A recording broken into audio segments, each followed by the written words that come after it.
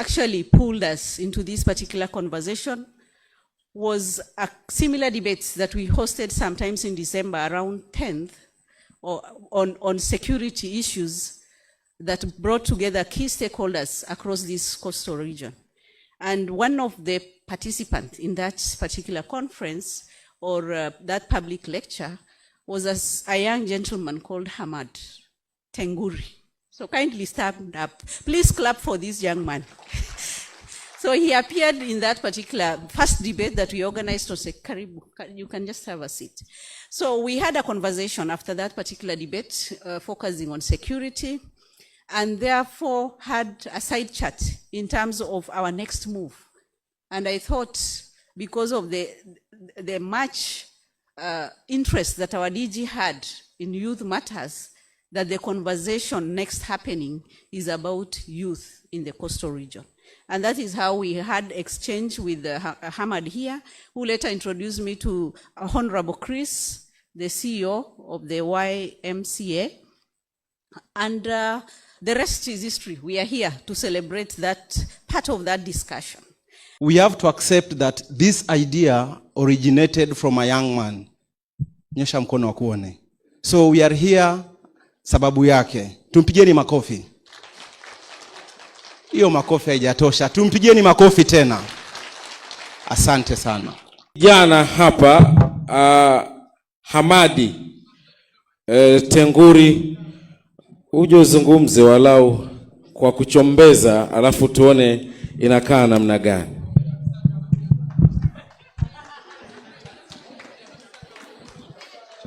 Habari zenu ndugu zangu. Mimi kwanza niseme asante sana kwa ino fursa kwa niaba ya vijana, lakini pia through the PS and all protocol observed.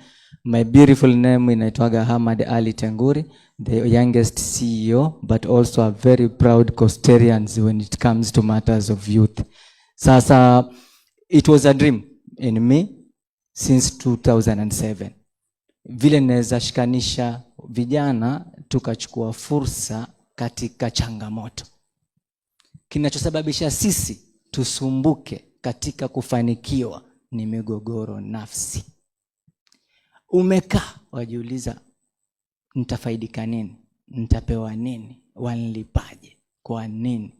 Those questions will identify wewe ni mtu wa aina gani.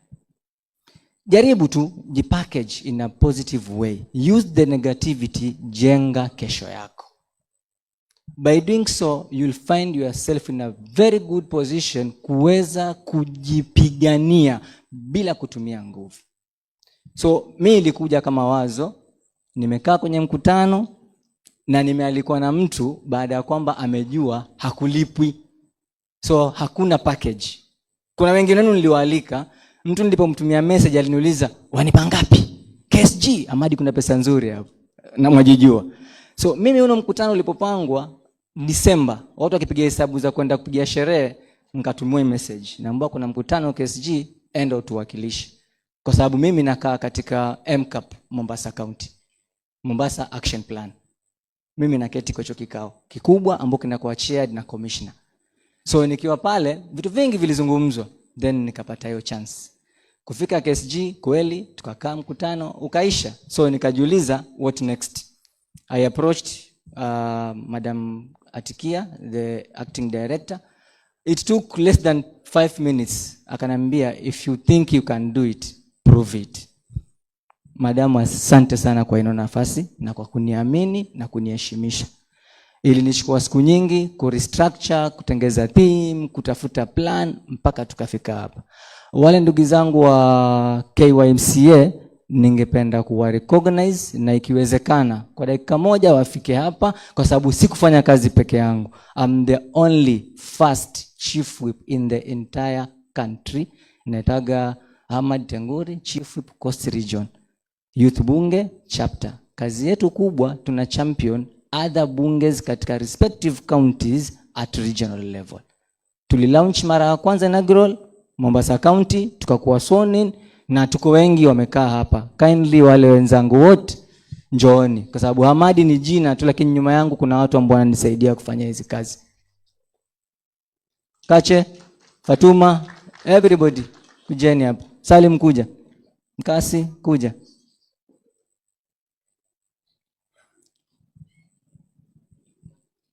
So Bwana PS, mentor, Madam Director and everyone here. Hao unawaona ndio KYCA ya Coast Region.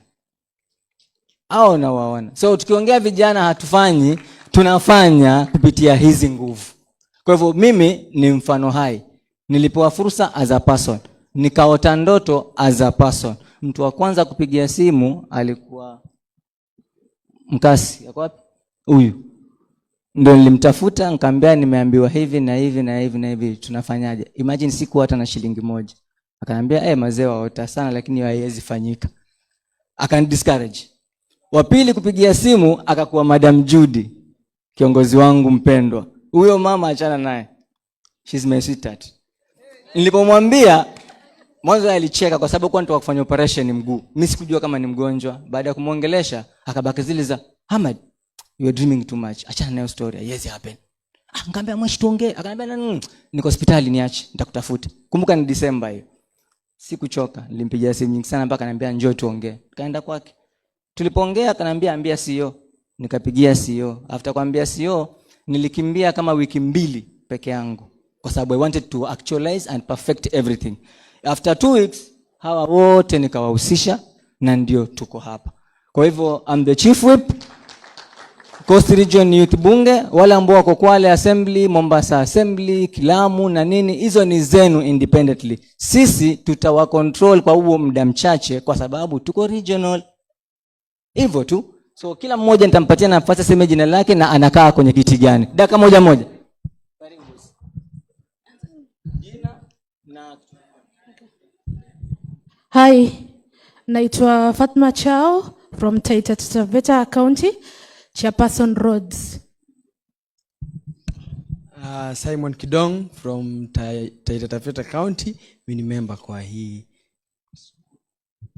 Miss Mkasi Mwatenga, Kwale County Youth Leader. Josephine Kache, Taita Taveta County Chair, Tourism, Trade and Culture.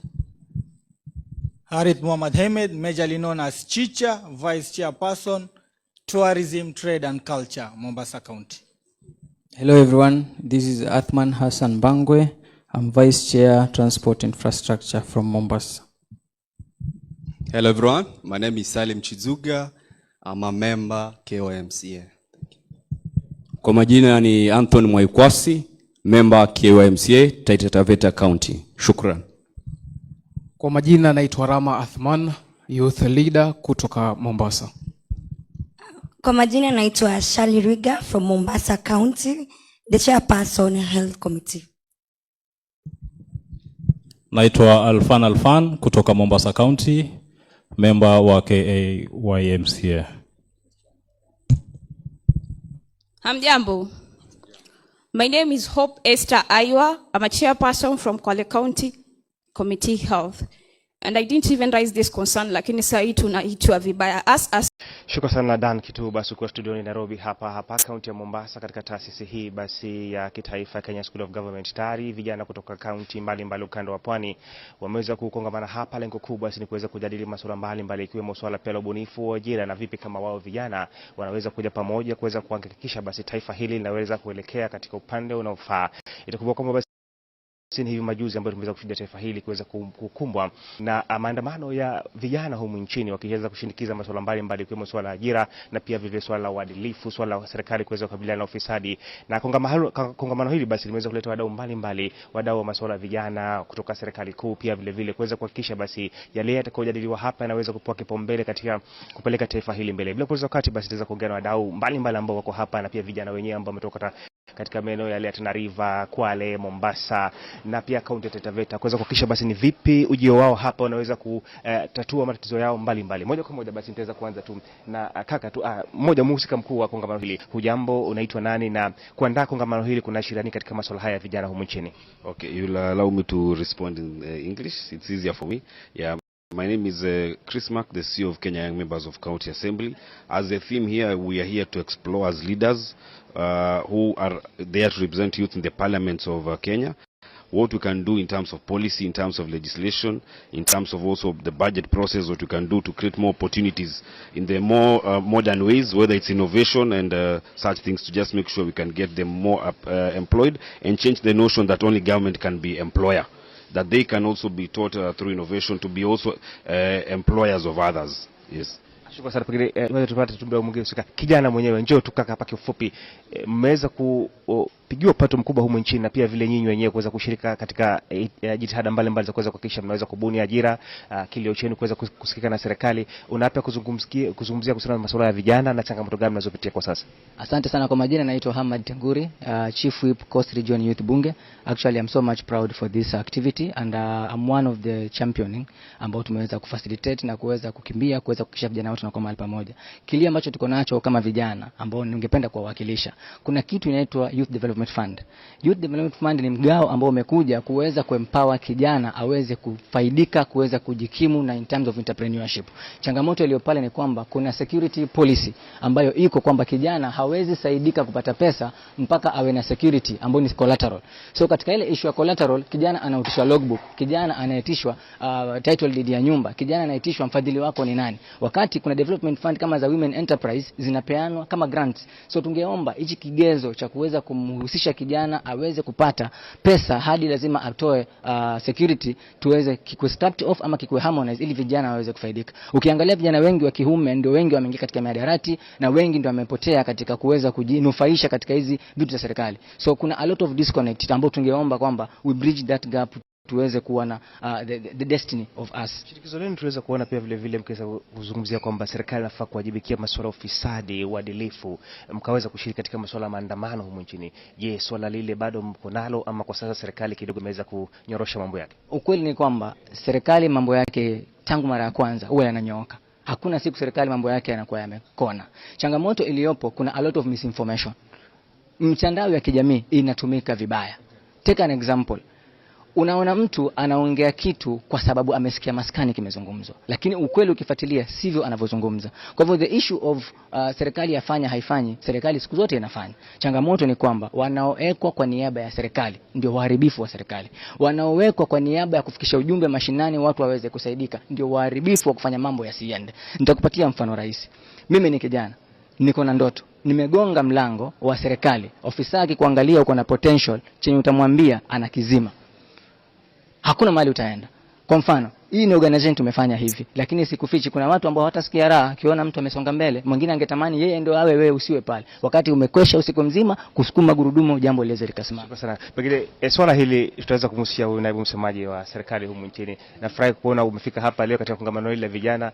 Wazi, je, kama serikali mnahakikisha vipi vijana katika masuala ya ajira na usalama wao, yakizingatiwa hivi majuzi tumeweza kushuhudia pia vijana wakiweza kupotea na kutekwa nyara? Swala la vijana kama serikali ya Kenya Kwanza chini ya uongozi wake Rais William Samoei Ruto tumelitilia maanani sana. Ukilinganisha na serikali za awali, serikali hii yetu imechangia pakubwa katika ufanisi wa maendeleo ya vijana.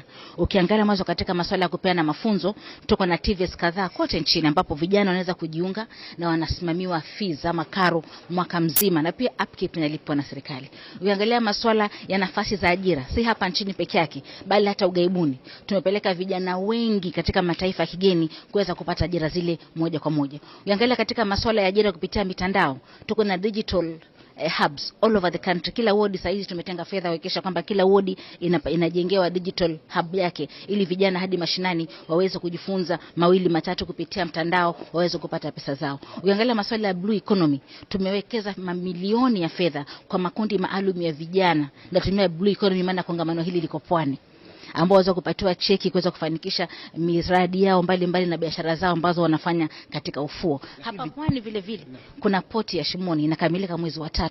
Those are opportunities for the youth. Mbali na hayo kuna walimu, tumeajiri zaidi ya walimu 50,000 ambao wengi ni vijana. Kuna CHPs, kuna masuala ya NYS, masuala ya polisi.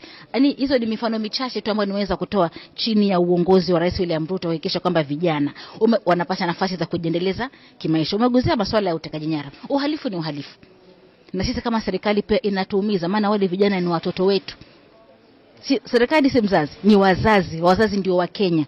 Unaona? Kwa hivyo sisi tunahakikishia vijana ya kwamba tunafanya kila tuwezalo kuhakikisha kwamba yeyote anayehusika na masuala ya utekaji nyara, awe ni afisa wa serikali, awe ni mhalifu binafsi, anachukuliwa hatua za kisheria. Bora ripoti ipigwe na tushirikiane. Lakini masuala ya utekaji nyara na uhalifu wengine si serikali peke yake, lazima tushirikiane, jamii, wazazi na